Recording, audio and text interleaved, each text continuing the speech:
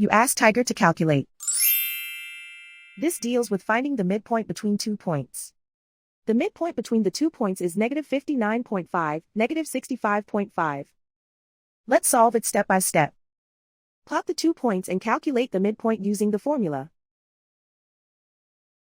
The coordinates of point 1 are, x1 equals -97, y1 equals -74. The coordinates of point 2 are, x2 equals -22, y2 equals -57. PM represents the midpoint of the 2 points.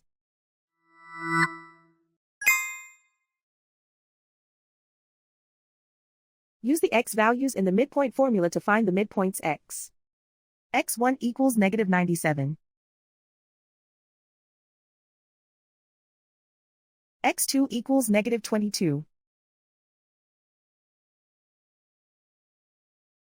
Simplify the arithmetic.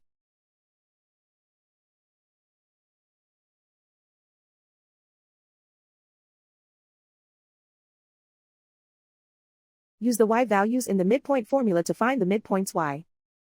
y1 equals -74. y2 equals -57. Simplify the arithmetic.